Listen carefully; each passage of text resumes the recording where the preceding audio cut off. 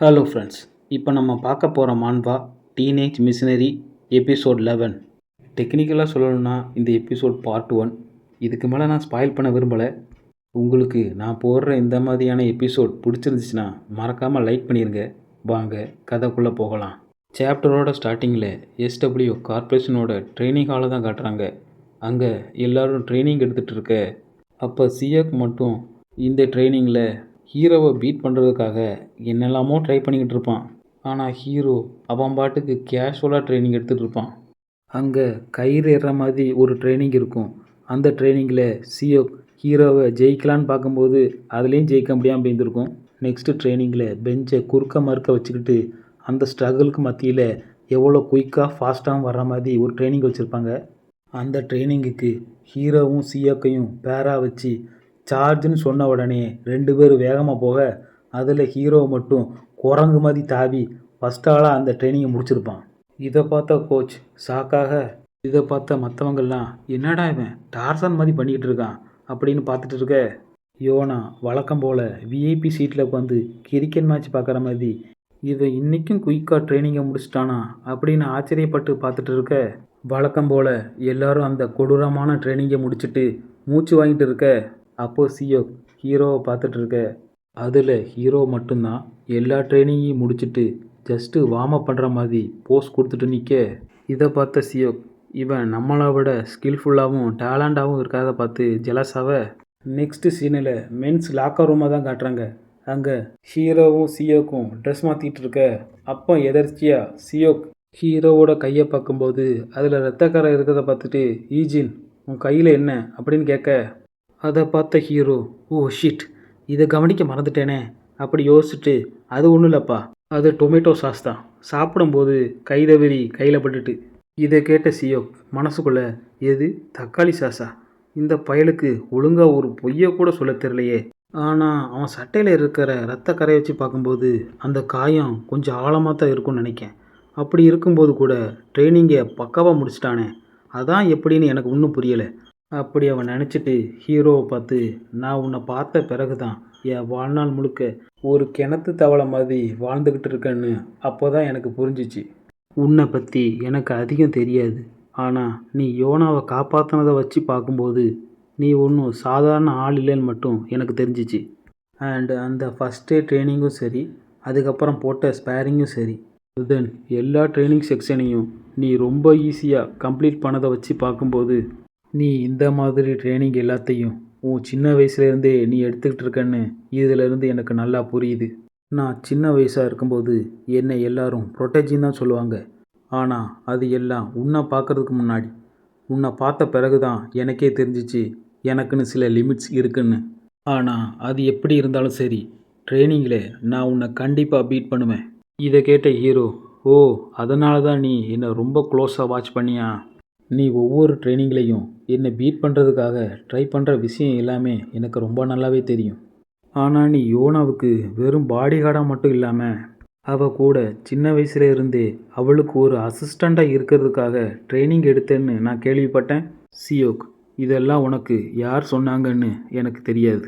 ஆனால் உண்மை என்னென்னா என் தாத்தா எஸ்டபிள்யூ சேர்மனுக்கு சீஃப் செக்ரட்டரியாக இருந்தார். அண்டு எங்கள் அப்பா ஆல்சோ அவருக்கு ஒரு அசிஸ்டண்ட்டாக இருந்தார்.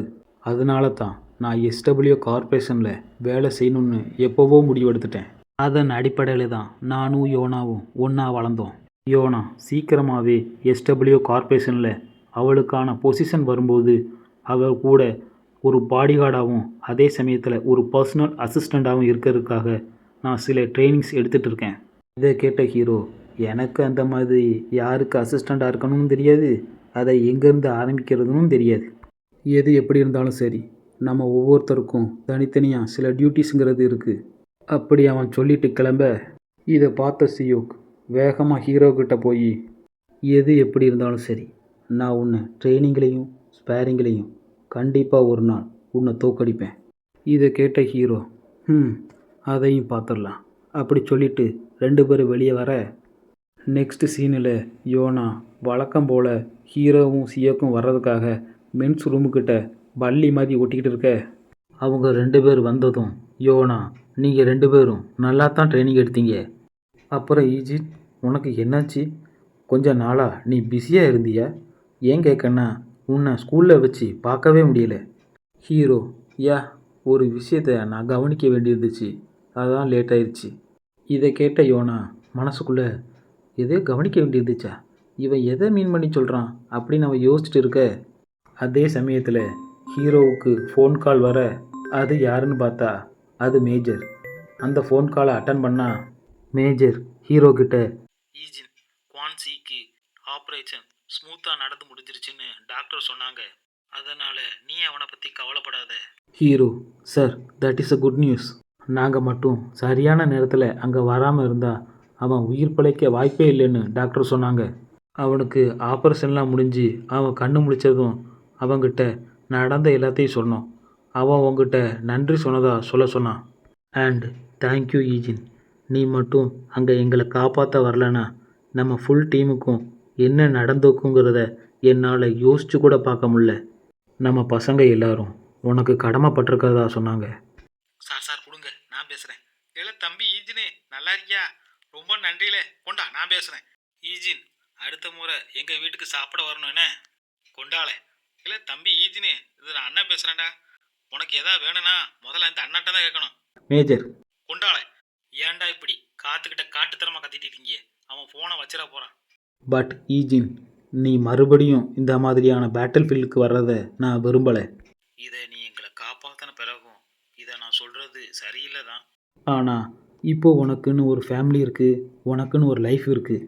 அதை நீ ஒழுங்காக வாழப்பாரு. அதை விட்டுட்டு இந்த மாதிரியான மிஷினுக்கோ அல்லது பேட்டில் ஃபீல்டுக்கோ வர வேலையை வச்சுக்காத. உனக்கு ஏதாவது ஆச்சுன்னா உன் ஃபேமிலி மெம்பர்ஸ் எவ்வளோ வருத்தப்படுவாங்க. அதனால தான் நான் உங்ககிட்ட சொல்கிறேன். ஹீரோ, அப்பேற்பட்ட ஃபேமிலியை கண்டுபிடிச்சி கொடுத்ததே நீங்கள் தானே மேஜர். நான் அங்கே திரும்பி வந்தேன்னா ஒரு நல்ல ரீசனோட தான் வருவேன். Major, thanks for everything Eugene. Hero, ஹெல்த்தை டேக் கேர் பண்ணிக்கோங்க. Good bye sir. அப்படி அவன் பேசிட்டு ஃபோனை வைக்க, இது எல்லாத்தையும் பார்த்துக்கிட்டு இருந்த யோனா, இவன் கடைசியாக சாருன்னு சொல்லி முடித்தானே, இவ்வளோ நேரம் இவன் யாருக்கிட்ட பேசிக்கிட்டு இருந்தான் அப்படின்னு அவன் நினச்சிக்கிட்டு இருக்க. ஹீரோ ஃபோனை வச்சுட்டு யோனாவையும் சியோக்கையும் பார்க்க, இவங்க எதுக்கு நம்மளை இப்படி குறுகுறுன்னு பார்த்துட்டு இருக்காங்க அப்படின்னு அவன் நினச்சிட்டு இருக்க. யோனா ஹீரோ பக்கம் போய், ஈஜின், நீ இப்போ சீக்கிரமாக வீட்டுக்கு கிளம்பணும்ல அப்படின்னு கேட்க, அதுக்கு ஹீரோ, இல்லை, நான் என் ஃப்ரெண்ட்ஸோட கேம் சென்டர் போய் அங்கே கேம் விளாண்ட பிறகு தான் நான் என் வீட்டுக்கு போவேன் அப்படின்னு அவன் சொல்ல, இதை கேட்ட யோனா க்யூரியஸ் ஆகி, என்னது கேம் சென்டரா? அப்போ சரி, நானும் உன் கூட வரேன் அப்படின்னு அவ சொல்ல, இதை கேட்ட சியோக் மனசுக்குள்ளே, இவளுக்கு வேறு வேலை இல்லை, சரி நம்மளும் போய் தானே ஆகணும், போய் தொலைவோம் அப்படின்னு அவன் நினச்சிட்டு இருக்க. நெக்ஸ்ட் சீனில் கேமிங் சென்டரை தான் காட்டுறாங்க. அங்கே ஹீரோ, சியோக், யோனா இந்த 3 பேரும் ஆச்சரியமாக அதை பார்க்க, அந்த கேம் சென்டரையே அடிதடி கலவரம் பண்ணி அந்த இடத்தையே நொறுக்கி வச்ச மாதிரி இருக்க. அப்போ சியோக் அந்த கடைக்காரங்கிட்ட, என்ன சார் ஆச்சு அப்படின்னு கேட்க, அதுக்கு அந்த கடைக்காரன், நான் இந்த கடையை கடனை உடனே வாங்கி தாப்பா இந்த கடையை ஆரம்பித்தேன். முதல்ல எந்த பேங்க்கும் என் கடைக்கு லோன் தர அனுமதிக்கலை. பிறகு நான் தான் கெஞ்சி கூத்தாடி, சார் நான் அதை பற்றி கேட்கல, இந்த இடத்துல ஏன் இந்த மாதிரி கலவரம் நடந்துச்சு அதை தான் நான் உங்கள்கிட்ட கேட்டேன். அதுக்கு அந்த கடைக்காரன், அதுவாப்பா, இங்கே என்ன நடந்துச்சுன்னா, உங்கள் ஸ்கூல் யூனிஃபார்மை போட்டுட்டு ஒரு டீம் கேம் விளாட வந்துச்சு. அதே சமயத்தில் வேறு ஸ்கூல் பசங்க ஒரு டீமாக கேங்காக வந்து அவங்கள போட்டு அடிக்க ஆரம்பிச்சிட்டாங்க. அந்த 2 டீமுக்கும் நடந்த சண்டையில் என் கடை நாசமாக போச்சு தம்பி. இப்போ நான் என்ன செய்கிறது, ஏது செய்கிறது அப்படின்னு அவர் புலம்பி தள்ளிட்டு இருக்க. இதை கேட்ட யோனா, நம்ம ஃப்ரெண்ட்ஸுக்கு ஏதோ ஆகிருக்குமோன்னு நினச்சி அவள் ஷாக்காக. அதே சமயத்தில் ஹீரோ கையில் ஃபோன் எடுத்து யாருக்கோ கால் பண்ணிகிட்டு இருக்க. நெக்ஸ்ட்டு சீனில் யோச்சன் மூச்சு இறைக்க ரோட்டில் ஓடிட்டு இருக்க.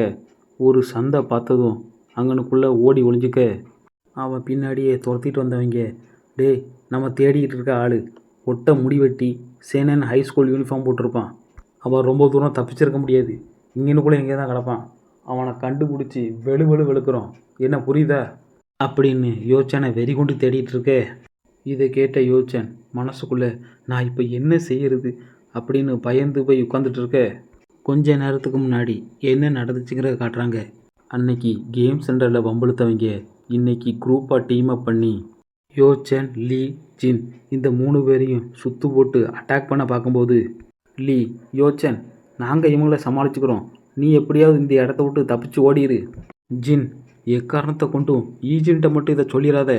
அப்படி அவங்க சொன்னதை எல்லாத்தையும் யோசித்து பார்த்துட்டு அங்கே அவங்க 20 பேர், இவங்க வெறும் 2 பேர், எப்படி இவங்களால சமாளிக்க முடியும், இப்போ நான் என்ன செய்ய அப்படி நம்ம குழம்பி போய் பயந்துக்கிட்டு இருக்க. அப்போ அதே சமயத்தில் அப்போ அவன் ஃபோன் அடிக்க, ஐயோ இதை நான் வைப்ரேட்டில் போட மறந்துட்டேனே அப்படின்னு சொல்லிட்டு டக்குன்னு அது யாருன்னு பார்த்தா அது ஹீரோ. இப்போ நான் என்ன செய்ய, இவங்ககிட்ட சொல்லக்கூடாது வேற சொன்னாங்களே, இப்போ இருக்கிற நிலமையில இவங்ககிட்ட சொல்லவா வேண்டாமா அப்படின்னு அவன் ஒரு குழப்பமான ஸ்டேஜில் இருக்க. நெக்ஸ்ட்டு சீனில் லீ ஆப்போசிட் ஆட்களை அடித்து புரட்டி எடுக்க, அதே சமயத்தில் எவனோ ஒருத்தன் லீ மூஞ்சிலேயே ஒரு குத்து விட அதில் கடுப்பான லீ அவன் மெயின் பாயிண்டிலே ஓங்கிட்டு ஒரு மிதி. அவனை அங்கே அடித்து போட்டுட்டு திரும்பி பார்க்கும்போது டக்குன்னு இன்னொருத்தன் அவனை அடிக்க வர, அப்போ அதே சமயத்தில் ஜின் உள்ளே பூந்து அவன் விழா எலும்புலேயே ஓங்கிட்டு ஒரு மிதி. இப்படி இவங்க 2 பேர், அவங்க 20-30 பேர் மொத்தமாக அடித்து புரட்டி எடுத்துகிட்டு இருக்க. அப்போ அந்த கூட்டத்தை எல்லாத்தையும் ஒதுக்கி விட்டுட்டு ஒரு மலைமாடு மாதிரி இருக்க ஒருத்தன் முன்னாடி வந்து, தட்ஸ் நாட் பேட், எங்கள் ஆளுக்க 10 பேரை நீங்கள் 4 பேர் சேர்ந்து அடித்தாங்கன்னு சொல்லும்போது நான் அதை முதல்ல நம்பலை, இப்போ என் கண்ணால் பார்த்த பிறகு தான் தெரியுது அது எல்லாம் உண்மைன்னு. லீ மனசுக்குள்ளே அடைச்ச இவ இன்சியோன் அண்ட் அது அவங்க அடியாட்களா, இந்த ரவுடி பயில கூட தான் நான் சண்டை போடுவேன்னு நான் சத்தியமாக நினச்சி கூட பார்க்கல. சரி சண்டைன்னு வந்தாச்சு, இனி 2ல் 1 பாத்திர வேண்டியதான் அப்படின்னு நினச்சிட்டு லீ அந்த மலை மாடை பார்த்து, டேய் உன் ஆட்கள் மட்டும்தான் சண்டை போட்டுட்டு இருக்காங்க, நீ எதுக்குடா வந்த, சும்மா வேடிக்கை பார்க்கவா, சண்டைக்கு வாடா என் வெண்ணமாவனை அப்படின்னு சொல்ல. இதை கேட்டு டென்ஷனான அந்த மலைமாடு, என்னடா சொன்ன லீ, உனக்கு என்ன காது இது என்ன செவுடா, இல்லை உன் ஃப்ரெண்ட்ஸு முன்னாடி அடி வாங்கிட்டு அவமானப்பட்டுறோமேன்னு பயந்து போய் பின்னாடி நிற்கிறியா.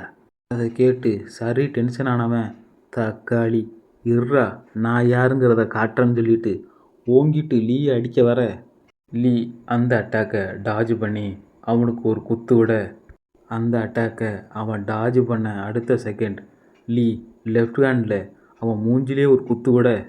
இதில் டென்ஷனான அந்த மலைமாடு, ஏண்டா எலி புழுக்க சைஸ் இருந்துக்கிட்டு என்ன வரத்து வரீங்க சொல்லிட்டு அவன் மூஞ்சில ஒரு குத்து விட, அதுலேருந்து லீ அழகாக தப்பிச்சு அவன் வயிற்றுலே ஏறி மிதிக்க. லீ மனசுக்குள்ளே, இதுக்கப்புறம் எனக்கு சான்ஸே இல்லை, என் பாடி செம டயர்ட் ஆயிடுச்சு, இதுக்கு மேலே என்னால் ஒரு அடி கூட அடிக்க முடியாது அப்படி அவன் நினச்சிக்கிட்டு இருக்கும்போது அந்த மலைமாடு அந்த அட்டாக்கை தடுத்து அவன் காலை பிடிச்சி வச்சுட்டு, இதோட நீ செத்தடா அப்படி சொல்லிட்டு அவன் காலை வாரி விட்டுட்டு அதை தரையிலே விழுந்ததும் அவனை போட்டு மிதி மிதி மிதி மிதிச்செடுக்க. சண்டைக்கு நடுவில் ஜின் லீ அடி வாங்குறத பார்த்து அவனை காப்பாற்றலாம் நினச்சி டிஸ்டர்ட் ஆன உடனே அவன் புதடியிலே ஓங்கிட்டு அடிக்க, அந்த அடியை வாங்கிட்டு அவன் சுருண்டு விழுந்ததும் அவனை சுற்று போட்டு மிதி மிதின்னு மிதிக்க. அந்த மலைமாடு, யாருக்கிட்ட உங்களுக்குன்னு தெரிய வேண்டாமாடா சொறி நாயே, இல்லைன்னா இப்படி தான்டா ரோட்டில் நாய் மாதிரி அடிபட்டு கிடப்ப அப்படி சொல்லிட்டு அவனை மிதி மிதின்னு போட்டு மிதிச்சிட்டு இருக்க. அப்போ ஒருத்தன் அந்த மலைமாடுகிட்ட, ஹேய் தேசு, இவங்கள நம்ம இடத்துக்கு கொண்டு வர சொன்னான். அதுக்கு அந்த மலைமாடு, தேசுவா சொன்னான். அதுக்கு அவன், ஆமாம் அவன் தான் சொன்னான். அதுக்கு அந்த மலைமாடு, சரி நம்ம இப்போ கிளம்புவோம். அதுக்கு அவன், ஆனால் இவங்க ஆளில் ஒருத்தன் நம்மக்கிட்ட இருந்து தப்பிச்சிட்டானே, இப்போ நம்ம என்ன செய்ய.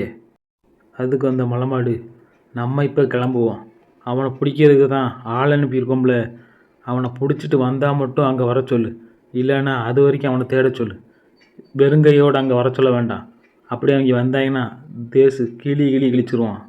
நெக்ஸ்ட்டு சீனில் யோச்சன் அங்கேருந்து தப்பிச்சு வந்து ஹீரோக்கிட்ட நடந்த எல்லாத்தையும் சொல்ல ஆரம்பிக்கிறான். யோச்சன் ஹீரோக்கிட்ட, கொஞ்ச நாளைக்கு முன்னாடி கோசேக் ஸ்கூல் பசங்க நம்மக்கிட்ட வம்பளுத்தப்போ நம்ம திருப்பி அடித்து அனுப்புனோம்ல, அன்னைக்கு நடந்த விஷயத்த மனசில் வச்சுக்கிட்டு இன்றைக்கி அதை பழி வாங்குற மாதிரி அவங்க இன்சியானையும் அவங்க ஆட்களையும் கூட்டு வந்து எங்களை பயங்கரமாக அட்டாக் பண்ண ஆரம்பிச்சிட்டாங்க. ஹீரோ, ஒரு நிமிஷம் இரு, இங்கே இன்சியான்குங்கிறது யார். யோச்சன், அதுவா, கோசே ஸ்கூலுக்கு டானாக இருக்கிறவன் தான் தேசு, அவனோட ரைட் ஹேண்டு தான் இன்சியான். அவனுங்க காலேஜ் முடிக்கிறதுக்கு முன்னாடி மாஃபியா கும்பலில் சேர்ந்து வேலை செய்கிற அளவுக்கு அப்போவே பெரிய ரவுடி பயலுக. நாங்கள் கேம் சென்டரில் சண்டை போட்டுட்டு இருக்கும்போது அங்கேருந்து தப்பிச்சு வெளியே வந்து பார்த்தா எங்களை அடிக்கிறதுக்காகவே 20-30 பேர் நாங்கள் வர வரைக்கும் வெயிட் பண்ணிட்டு இருந்தாங்க. அவங்க கூட சண்டை போட்டு லீயும் ஜின்னும் தான் என்னை அங்கேருந்து தப்பிச்சு ஓட சொன்னாங்க. அங்கே 20க்கும் மேற்பட்ட ஆட்கள் இருப்பாங்க. ஆனால் இவங்க 2 பேருமா சேர்ந்து அங்கே உள்ள எல்லாத்தையும் சண்டை போட்டு சமாளிச்சிட்டு இருக்காங்க. அது மட்டும் இல்லை, என்ன நடந்தாலும் சரி இந்த விஷயத்த உங்ககிட்ட மட்டும் சொல்லக்கூடாதுன்னு சொன்னாங்க. அப்படி இருந்தும் அவங்களுக்கு எதா ஆயிருமோ நினச்சி பயந்துக்கிட்டு தான் நான் உங்ககிட்ட சொல்கிறேன். இது எல்லாமே என்னுடைய ஃபால்ட்டு தான். அன்னைக்கே அந்த கோச்சி ஸ்கூல் பசங்க என்கிட்ட வம்பு வச்சுக்கிட்டப்போ லீயும் ஜின்னும் தான் எனக்கு ஹெல்ப் பண்ணாங்க. ஆனால் இப்போ அவங்க 2 பேரும் தான் அந்த பிரச்சனையில் இப்போ மாட்டிக்கிட்டாங்க. இது எல்லாத்தையும் பொறுமையாக கேட்ட ஹீரோ யோசனை பார்த்து, சரி அவங்க எந்த இடத்துல கடைசியாக சண்டை போட்டாங்கன்னு உனக்கு தெரியுமா அப்படின்னு கேட்க, இதை கேட்ட யோசன், நான் உங்களை கடைசியாக ஒரு சப்வே ஸ்டேஷன் சந்து வழியாக விட்டுட்டு வந்தேன்னு நினைக்கேன். நாங்கள் சில சமயத்தில் கேம் விளாண்டு முடிச்சுட்டு அந்த வழியாக தான் வீட்டுக்கு போவோம். ஹீரோ, சரி விடு, இனி நான் பார்த்துக்கிறேன் அப்படி சொல்லிட்டு அவன் போக, இதை பார்த்த யோசன், நீ எங்கே போகிற? நீ அங்கே போனால் கூட உன்னையும் சேர்த்து அட்டாக் பண்ண வாய்ப்பு இருக்குது. ஹீரோ, அது எனக்கு தெரியும், இனி நான் பார்த்துக்கிறேன். இதெல்லாம் கேட்ட யோசன் மனசுக்குள்ளே, அந்த கோசே ஸ்கூலில் முக்கால்வாசி பேர் ரொம்ப மோசமானவங்களாக தான் இருப்பாங்க. அதுலேயும் கொஞ்சம் பேர் ரவுடி கும்பலை சேர்ந்தவங்க. அப்படி அவன் யோசிச்சுக்கிட்டே லீயையும் ஜின்னையும் பற்றி நினச்சி பார்த்துட்டு இருக்க. பாஸ்ட்டில் கேமிங் சென்டரில் லீ, டூட் வாங்கடா டீம் அப் பண்ணி அவங்கள அடிப்போம். ஜின் லீயை பார்த்து, அடா லூசு பயலே, உன் அல்டிமேட் அட்டாக்கை வம்பா வேஸ்ட் ஆக்கிட்டியடா. லீ, வாவ், யோசன் போடுற சண்டையை பார்த்தாலே தெரியுது, அவன் தான் நம்ம டீமை மொத்தமாக தூக்கி நிறுத்துகிறான். நெக்ஸ்ட் சீனில் அவங்களோட ஒன்றா உட்காந்து சாப்பிட்டது, கிளாஸ் ரூமில் ஒன்றா உட்காந்து ஜாலியாக அரட்டை அடித்தது, இது எல்லாத்தையும் பற்றி அவன் யோசிச்சுட்டு செம்ம கடுப்பாகி, ஜின் வெயிட் பண்ணு, நானும் உன் கூட வரேன். ஏன்னா அவங்களும் என் ஃப்ரெண்ட்ஸு தான், அவங்களுக்கு ஒன்றுனா நான் எப்படி பார்த்துட்டு சும்மா இருக்க முடியும் அப்படின்னு சொல்லிட்டு இவங்க 2 பேரும் டீம் அப் பண்ணி போக, இதை பார்த்த யோனா, இப்போ நம்ம என்ன செய்ய அப்படின்னு கேட்க, அதுக்கு யோனாவோட பாடிகார்ட் சியோக், நீயும் அவங்களோட போ. சியோக், என்ன? ஆனால் சார். பாடிகார்ட், நான் ஏன் அப்படி சொன்னேன்னா அவங்க உன் கிளாஸ்மேட். உடனே கிளம்பு சியோக், நீ எங்களை மாதிரி கோட் சூட் போட்டுட்டு சுற்றிட்டு திரியறதுக்கு உனக்கு இன்னும் வயசு இருக்குது. நீ இப்போ அவங்களோட கிளம்பு, மிஸ் யோனாவை நான் பார்த்துக்கிறேன். அப்படி அவர் சொன்னதும் சியோக் ஒரு நிமிஷம் நின்று ஹீரோவும் யோசானும் போகிறத பார்த்துக்கிட்டு அப்படியே திரும்பி யோனாவையும் அந்த பாடிகார்டையும் பார்த்து, சரி நான் அவங்க கூட போய் அந்த பிரச்சனையை சீக்கிரமாக முடிச்சுட்டு வந்துடுறேன் அப்படின்னு அவன் சொல்ல, யோனா மனசுக்குள்ளே, இவன் இதுக்கு முன்னாடி இந்த மாதிரி ஃபேஸ் எக்ஸ்பிரஷனை கொடுத்ததும் கிடையாது, அதை நான் பார்த்ததும் கிடையாது, இவன் எப்போ பார்த்தாலும் சிடுமூஞ்சி மாதிரி தான் இருப்பான். அப்படி அவள் யோசிச்சுட்டு, அப்படின்னா சரி நான் அவங்க கூட போகிறேன். அதுக்கு அந்த பாடிகார்ட், இல்லை மிஸ் யோனா, இந்த பிரச்சனையில் நீங்கள் தலையிடக்கூடாது, இந்த விஷயத்தை அவங்கக்கிட்ட விட்டுருங்க, அவங்க 2 பேரும் அதை ஹேண்டில் பண்ணிப்பாங்க. யோனா, என்னது நான் தலையிடக்கூடாதா? பாடிகார்ட், இல்லை மிஸ் யோனா, நீங்கள் ஏற்கனவே சில பிரச்சனையில் மாட்டிக்கிட்டு இப்போ தான் மீண்டு வந்திருக்கீங்க, இன்னும் இந்த பிரச்சனைகள்லாம் சிக்கினீங்கன்னா அது எங்களுக்கு தான் பெரிய பிரச்சனையாக வரும் அப்படின்னு அவர் சொல்ல, இதை கேட்ட யோனா எதுவும் சொல்ல முடியாமல் அவள் கோச்சிக்க, பாடிகார்ட் மனசுக்குள்ளே, அப்பாடா இவளை எப்படியோ பேசி சமாளித்தாச்சு, இவன் மட்டும் அங்கே போயிருந்தா நம்மளை தான் கூட்டு வச்சு ரிவிட் அடிப்பாங்க அப்படின்னு அவர் நினச்சிட்டு இருக்க. யோசான் மனசுக்குள்ளே, ஈஜின் ஒரு நல்ல ஃபைட்டர்னு தெரியும், ஆனால் அவங்க 20 பேர், அதுவும் ரவுடி பயலுக வேற, அவங்க கூட ஈஜின் சண்டை போட்டு ஜெயிச்சிருவானா அப்படின்னு அவன் யோசிச்சுட்டு இருக்க. அப்போது அதே சமயத்தில் சியோக் அவங்க கூட வர, இதை பார்த்து யோசன் ஷாக்காக, ஹீரோ சியோக்கை பார்த்து, நீ எங்கள் கூட வந்தா யோனாவை யார் பார்த்துப்பா? சியோக், யோனாவை அந்த சீனியர் பாடிகார்ட் பார்த்துப்பாரு, அண்டு நான் வர்றதுக்கான காரணம் அவங்களும் என் கிளாஸ்மேட்டு தான். ஹீரோ லைட்டாக ஒரு ஸ்மைலை போட்டுட்டு, அப்போ சரி, இப்படி 2 சம்பவக்காரங்களும் சம்பவ இடத்துக்கு போயிட்டுருக்க. நெக்ஸ்ட்டு சீனில் சம்பவ இடத்துக்கு 3 பேர் வந்து நிற்க. யோசன், எனக்கு நல்லா ஞாபகம் இருக்குது, அவங்க இங்கே தான் சண்டை போட்டுக்கிட்டு இருந்தாங்க, இப்போ எங்கே போனாங்கன்னு தெரியலையே, ஒருவேளை அவங்கக்கிட்டேருந்து தப்பிச்சிருப்பாங்களோ? சியோக், எனக்கு இதை பார்த்தா அப்படி தெரியல. யோசன், எங்கே காட்டு பார்ப்போம். ஆமாம், இது அவங்க 2 பேரோட ஃபோனு தான். சியோக், இந்த செல்ஃபோனோட டிஸ்பிளேயை பார்க்கும்போது இதை வேணுக்குன்னு உடைச்ச மாதிரி தான் தெரியுது. ஹீரோ, அந்த சம்பவ இடத்துல இருந்து அங்கே என்ன நடந்திருக்குங்கிறத அவன் யோசித்து பார்த்துட்டு இருக்க, யோசிச்சேன் இப்போ நம்ம என்ன செய்ய அப்படின்னு கேட்க, அவனுக்கு பின்னாடி அந்த ரவுடி பேர் வர, ஏய் அங்கே பாருங்கடா, சேனன் ஸ்கூல் பசங்க அங்கே தான் இருக்காங்க. இவங்கள பார்த்து யோச்சான் சாக்காக, சியோ இவங்களுக்கு நம்ம ஃப்ரெண்ட்ஸை பற்றி தெரியும் போல இருக்கு. ஹீரோ யார் இவங்க அப்படின்னு ஒவ்வொருத்தனும் ஒவ்வொரு மாதிரி யோசிச்சுட்ருக்க, அந்த ரவுடி பழுக, டேய் அங்கே பாடுறா, அப்போ தப்பிச்சு போனவன் இப்போ தான் மாட்டியிருக்கான். டேய் எங்களை பார்த்து அவனுக்கு எப்படிடா தெரியுது? எங்களை அங்கேயும் இங்கேயும் ஒரு லூசு மாதிரி ஓட விட்டுட்டியாடா. பங்கு நல்லா பாரு பங்கு, அவன் ஹெல்ப்புக்கு ஆளை கூப்பிட தான் போயிருக்கான். இதை கேட்குறதுக்கு எனக்கு சிரிப்பாக வருது. யாருப்பா அந்த ஆளுக்க? நீங்கள் தானா? சியோ பரவாயில்லையே, இவங்களுக்கு நம்ம ஃப்ரெண்ட்ஸை பற்றி நல்லா தெரியும் போல இருக்கு, இவங்ககிட்டே கேட்கலாம். இந்த செல்ஃபோனை நீ பிடி அப்படின்னு யோச்சான்ட்ட கொடுக்க, அப்போ அந்த ரவுடி பையில் ஒருத்தன் ஹீரோவை பார்க்க, ஹீரோ எப்பவும் போல் ஒரே ரியாக்ஷனை கொடுக்க, அது தெரியாமல் இந்த லூசு பைய முறைச்சி பார்க்கான்னு சொல்லிட்டு, எவ்வளோ தைரியம் இருந்தால் எங்களே முறைச்சி பார்ப்ப அப்படின்னு சொல்லிட்டு அடிக்க வர, ஹீரோ அவன் அட்டாக்கை தட்டி விட்டு அவன் மூஞ்சிலே ஓங்கிட்டு ஒரு குத்து விட, இதை சாக்கா வச்சு ஹீரோ பின்னாடி இருந்து அடிக்க வர, இதை கவனித்த ஹீரோ அவன் அட்டாக்கை தட்டி விட்டு அவன் வயிற்றுலே ஒரு இடி. அதில் அவன் சுதாரிக்கிறதுக்குள்ளேயும் அவன் தலையை பிடிச்சி முட்டியை வச்சு ஓங்கிட்டு ஒரு இடி. அப்படியே அந்த பக்கம் பார்த்தா சியோக் ஒருத்தனுக்கு நெஞ்சிலே ஒரு குத்து, மூஞ்சிலே ஒரு குத்து, அத்தோடு அவன் நாக் அவுட். இப்படி 2 பேருமா சேர்ந்து 4 பேரை வகுந்தெடுக்க, இதை பார்த்த யோசிச்சேன், ஸ்ப்ளிட் செகண்டில் 2 பேரும் டீம் அப் பண்ணி 4 பேரை நாக் அவுட் பண்ணிட்டாங்களா அப்படின்னு ஆச்சரியத்தில் பார்த்துட்டு இருக்க, ஹீரோ அங்கே இருக்க ஒருத்தன்ட்ட, இங்கே 2 பேர் சண்டை போட்டிருந்தாங்களே அவங்கள எங்கடா கூட்டு போனீங்க அப்படின்னு கேட்க, அதுக்கு அவன் போடா வெண்ண மவனே அப்படின்னு சொல்ல, ஹீரோ இதில் டென்ஷன் ஆகி அவன் தலையை பிடிச்சி ஓங்கிட்டு தரையிலேயே ஒரு அடி, அத்தோடு அவன் நாக் அவுட். இதை பார்த்து யோச்சன் சாக்காக, சியோ ஏன்டா இப்படி செஞ்ச அப்படின்னு கேட்க, ஹீரோ அவன்தான் முதல்ல ஆரம்பித்தான் அப்படின்னு அவன் பதில் சொல்ல, சியோ இதுக்கு மேலே நீ வேறு எதையும் கிழிக்க வேண்டாம், இதுக்கப்புறம் எல்லாத்தையும் நான் ஹேண்டில் பண்ணிக்கிறேன். ஹீரோ சரி, எனக்கு இதில் எந்த பிரச்சனையும் இல்லை. நெக்ஸ்ட்டு சீனில் எனிமியோட பாரை தான் காட்டுறாங்க. அங்கே எல்லாரும் ஒன்றா உட்காந்து கதை அடிச்சிட்டு இருக்க, அப்போ அதே சமயத்தில் தேசு முன்னாடி லீயையும் ஜின்னையும் தூக்கி கொண்டு வந்து போட, அப்போ லீ தட்டு தடுமாறி இருந்துச்சு. நம்ம எங்கே இருக்கோன்னு பார்த்தா எவனோ ஒருத்தன் யாரையா போட்டு கண்ட மேனிக்கு அடிச்சிட்டு இருக்க. இதை பார்த்த லீ, ஓ ஷிட், இது தேசு கீயாச்சே. அப்பா அந்த மலைமாடு தேசு, நாங்கள் அவங்கள கொண்டு வந்தாச்சு அப்படி அவன் சொன்னதும் தேசு அவங்கள அடிக்கிறத நிப்பாட்ட, அது யாருன்னு பார்த்தா அவங்களும் சேனன் ஸ்கூல் பசங்க தான். தேசு தம்மங்கடா அப்படி அவங்ககிட்ட தம்மா வாங்கிட்டு அவன் இடத்துல போய் உட்காந்து, இவனுங்க பண்ண வேலையால் பாஸுக்கிட்ட இருந்து எனக்கு எவ்வளோ பிரச்சனை வரும்னு நினச்சி பார்த்தாலே எனக்கு செம கடுப்பாக இருக்குது. நெக்ஸ்ட்டு சீனில் இவனுக்கு மேலே இருக்க பாஸை தான் காட்டுறாங்க. பாஸ், என்ன தேசு, உன் கோசி ஸ்கூல் பசங்க 10 பேரை சேனன் ஸ்கூல் பசங்க 4 பேர் அடித்து துவைச்சி எடுத்துட்டாங்களாமே, அது உண்மையா?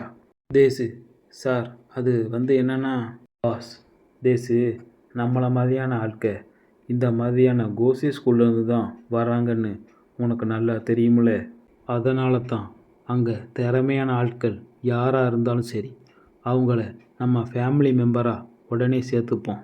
அப்படி இருக்கையில் அந்த பணக்கார பசங்க நம்ம ஆட்க 10 பேரை அடித்து துவைச்சி எடுத்திருக்காங்க. நீ இதை எல்லாத்தையும் பார்த்துக்கிட்டு சும்மாவா இருக்க? இதையே உன்னால் ஒழுங்காக ஹேண்டில் பண்ண முடியலனா உன்னை இந்த வேலைக்கு வச்சிக்கணுமா அல்லது வேண்டாமாங்கிறத நான் யோசிக்கணும் போல இருக்கே. அப்படி அவர் சொன்ன எல்லாத்தையும் தேசு நினச்சி பார்த்துட்டு, தேசு இன்ஜியோன்கிட்ட, நான் அந்த பாஸ் முன்னாடி உட்கார்ந்துருக்கும்போது எனக்கு எவ்வளோ கேவலமாகவும் அவமானமாகவும் இருந்துச்சுன்னு உனக்கு தெரியுமாடா? இதுக்கெல்லாம் காரணம் இந்த வீணா போன நாரப்பயிலுக தான். சரி, இங்கே 2 பேர் தான் இருக்காங்க, மீதி 2 பேர் எங்கடா? அதுக்கு அந்த மலைமாடு, ஒருத்தன் தப்பிச்சிட்டான், அவனை சீக்கிரமாக கண்டுபிடிச்சிரும், ஆனால் இன்னொருத்தன் அவன் எங்கே இருக்கான்னு தான் இன்னும் தெரியலை. இதை கேட்டு சரி கடுப்பான தேசு, ஹே இன்ஜியான், நீ பார்த்துப்பேன்னு உன்னை நம்பி விட்டா நீ என்ன வேலை பார்த்து வச்சுருக்க? ஒரு வேலை கூட உன்னால் உருப்படியாக செய்ய முடியாதா? உன்னை போய் நம்பினதுக்கு என் புத்தியை தான் செருப்பால் அடிக்கணும். இன்ஜியான் மனசுக்குள்ளே, நேற்று பாசை போய் பார்த்ததுலேருந்து இவனுக்கு என்ன ஆச்சுன்னே தெரியலையே, அப்போல்லாம் இருந்து எல்லாருக்கிட்டையும் எரிமலை மாதிரி எரிஞ்செரிஞ்சில் விழுகிறான். இந்த நிலைமையில் இவங்கிட்ட வாயை கொடுக்காம அமைதியாக இருக்கிறது தான் நமக்கு நல்லது அப்படி நினச்சிட்டு தேசுவை பார்த்து என்ன தயவு செஞ்சு மன்னிச்சது இவனை. தேசு சரி அது கிடக்குது. போயும் போயும் இந்த முக்க பசங்க கிட்ட தான் நம்ம பசங்க அடி வாங்கினாங்களா? ச்சே, இதை என்னால் நம்பவே முடியலை. சரி, நீங்கள் 2 பேர் இங்கே இருக்கீங்க. மீதி 2 பேர் அவங்க யார் என்னங்கிறத என்கிட்ட சொல்லுங்கடா. லீ, நீ கேட்ட உடனே சொல்கிறதுக்கு அது என்ன எக்ஸாம் ரிசல்ட்டா? அது எல்லாத்தையும் உன்கிட்ட சொல்ல முடியாதடா என் வெண்ண. இதை கேட்ட அவங்க அடியாளுக்க உனக்கு எவ்வளோ நெஞ்செழுத்து இருந்தா நீ இப்படி பேசியிருப்ப அப்படி சொல்லிட்டு அவனை போட்டு புரட்டி எடுக்க தேசு ஒரு தம் அடிச்சிட்டு டே நிறுத்துங்கடா. இப்போ நம்ம என்ன செய்யலாம்? சரி, உங்களில் யார் அந்த 2 பேரை பற்றி ஃபஸ்ட்டாக என்கிட்ட சொல்கிறீங்களோ அவங்கள நான் ஃப்ரீயாக போக விட்டுறேன். ஆனால் அந்த இன்னொருத்தனை இங்கே அடிமை மாதிரி வச்சுருப்போம். அவன் இங்கேருந்து தப்பிச்சு ஓடினா கூட அவன் ஸ்கூலில் வச்சே தரன்னு அடித்து இழுத்துட்டு வருவோம். அந்த வாழ்க்கை அவனுக்கு ஒரு நரகமாக இருக்கும். இதை கேட்ட ஜின் என்ன கேவலமான ஜோக்குடா. ஏண்டா தாத்தா காலத்து பழைய கேங்ஸ்டர்ஸ் மூவிலாம் பார்த்துட்டு வந்துட்டு அதை எங்கள்கிட்ட சொல்லி காமெடி பண்ணிக்கிட்டு இருக்கியா? இதை கேட்டலி மச்சான் செமகலை மச்சான் செமகலை, என்னால் சிரிப்பு அடக்கவே முடியலடா. இதை கேட்டு சரி டென்ஷனான தேசு கொய்யால உங்களுக்கு எவ்வளோ நெஞ்செழுத்தண்டா. நானும் போனா ஓட்டும் சின்ன பயல்களும் பார்த்தா அடித்தாதான் தெரிஞ்சுவீங்களா இந்த வரண்டா அப்படி சொல்லிட்டு அவன் ஆளுகிட்ட இருந்து அந்த கட்டையை பிடுங்கி அவங்கள போட்டு அடி அடின்னு அடிக்க அதை சுற்றி இருக்கவன்லாம் பயந்து போய் பார்த்துட்டு இருக்க. தேசு முதல்ல உங்கள் தகுதி என்னன்னு தெரிஞ்சுக்கடா. ஸ்கூல் படிக்கிற நாயெல்லாம் என்ன பேச்சு பேசுகிற? உங்களெல்லாம் தொங்க விட்டு தோலை ஊற்றாதாடா சரிப்பட்டு வரும். அப்போ ஒருத்தன் இந்தியான்கிட்ட அண்ணன் தேசு இப்போ அவுட் ஆஃப் கண்ட்ரோலில் போயிட்டான், இப்போ என்ன செய்ய? இந்தியான் இப்போ பேசாமல் அமைதியாயிரு. அவனா அடிச்சுட்டு அமைதியாகிடுவான். நம்ம குறுக்க போனோம் நம்மளையும் போட்டு புரட்டி எடுத்துருவான்.